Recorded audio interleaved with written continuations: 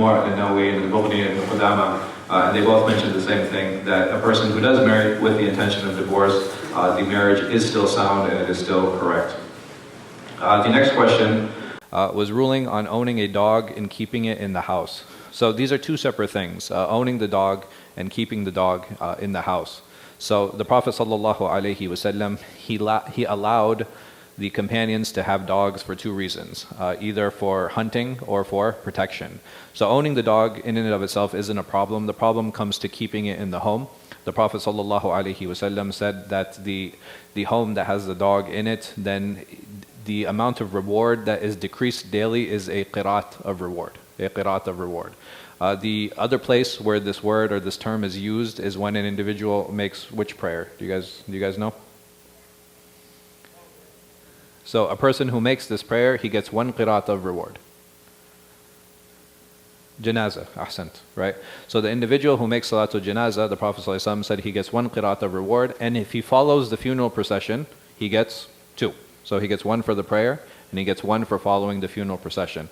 So the companions, they said, what is a qirat? What is a qirat? And he ﷺ, he said it is equivalent to the mount of Uhud. It was equivalent to the mountain of Uhud. So the problem with the dog, again, is some people talk about its najasa. Is it something that is impure? And there is a spectrum of opinions from the scholars concerning on the impurity of a dog, with the Malikis being the most lenient in saying that it is pure, and then the Ahnaf probably being the most stringent concerning how to deal with the dog. But saying that, I'm not here to have a discussion on whether it's najis or not.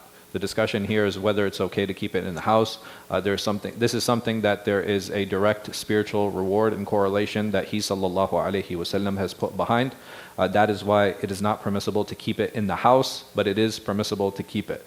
The question can also come in like, okay, well, what is it that defines the house, right? What is it that defines the house?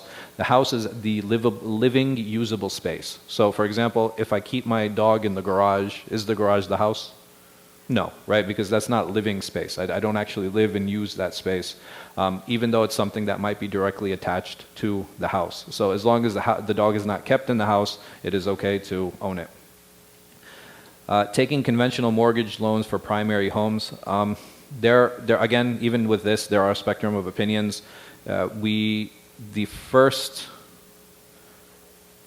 seminar we did with guidance. So we just did one recently, and we did one last year. It's available on the Al-Hijrah. It's on the YouTube and it's on our Facebook page. But there's a longer discussion concerning this and the different opinions concerning on how an individual can take. Is it permissible to take a loan, and what type of loan, or is it something that's not permissible? This is a much longer conversation, and the video is available. If anybody wants the video, you guys can email me always. So if you want to email me, it's Imam Farhan, IMAM FARHAN @hijrah.org. Assalamu alaikum, Ustad. Can a Muslim touch pork? So dealing with pork is very different than consuming it. And dealing with pork can come in different forms, in different ways, depending on the job. What do I mean by that? So if an individual, for example, works with UPS, or a person works with FedEx or USPS, you might be in a situation, or some of you brothers, I know you work for Uber Eats, right? So the problem is that some of you, the question is probably related to that. Is it okay for me to work for these companies that I have to carry pork, or I have to deal with pork? It's not preferred. It's definitely not preferred, and if you can find a better position or a better job, then obviously you should take that. Saying that, don't quit these jobs, right? Don't quit these jobs, because essentially the service that you're offering when I work for these different companies, I'm offering the transit service, right? I'm not selling the product. So if I'm taking something from point A to point B, if I'm taking something from Safeway to an individual's house, I'm not the seller. I'm not the seller.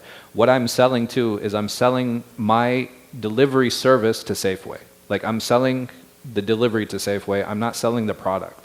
So because I'm not the one who's directly selling the product, and I'm not helping in general on sin, then it is okay for me to work for these different corporations, whether it be FedEx or Uber Eats or USPS or whatever the case might be, as long as I'm not working for a place that solely deals with haram. So for example, I can't work for an ABC, right? I can't work for places that only sell liquor, or I can't work for places that only sell pork, right? I can't work for those places. As for places that are mixed, so if you work for like Safeway or you work for Uber Eats or whatever the case might be, your contract with these different corporations is on transmission, right? Your contract is that you're selling a service, you're not selling a product. So it is okay, inshallah.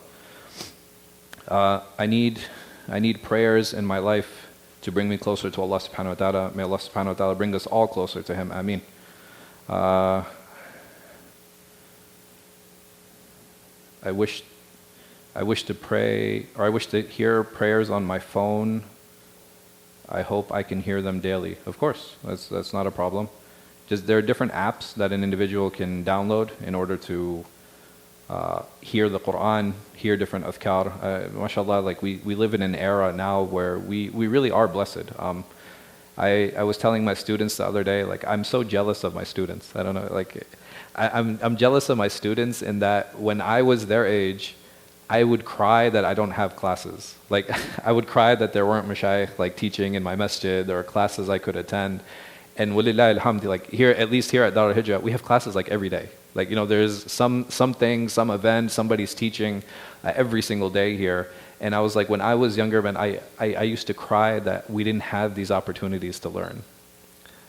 Also, if the sheikh had a book, if I wanted to know, or if I wanted the book, I had to write it down. Like, so when the sheikh would read the book, I would have to take notes to write down what the sheikh was saying, because if I didn't have the book, guess what? I wasn't getting it. Like, if it wasn't available, I didn't have it. Now, all you have to do, on your phone you can go and you can download a book, you can download explanations, you know, you can download other classes. Like, I'm so jealous. Like, like I'm just like, me personally, I'm just so jealous that I didn't have any of these facilities. And the children, like, or the youth today, they're so lazy. You know, they have all of these facilities and they have all these things. And I'm like, man, I used to cry for these things. Like, I used to cry that I didn't have classes or I couldn't attend.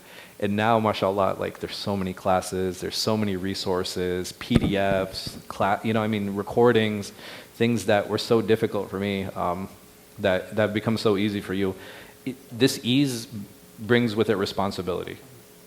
Allah subhanahu wa ta'ala has given all these means. This means that He's making this generation more responsible than He was the previous.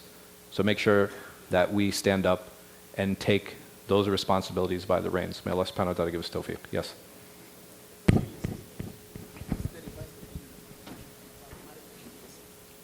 Oh, the marriage question. Yeah, so the question was like, is it permissible to marry with the intention of divorce?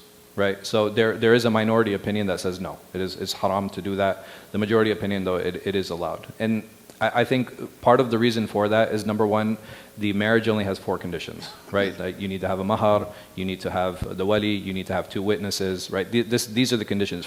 The condition isn't like, what is your intention, right? So you can't make that a condition for the marriage, and it makes sense. It makes sense. Not just that, after a person gets married, even though his intention might have been divorce, is it possible it changes? Yeah, right? So is it the best thing to, like, is it a good mindset to have? No, absolutely not. Like, you shouldn't go into the mindset with wanting to divorce. But is it something that will actually nullify the marriage? No, it won't. And Allah knows best.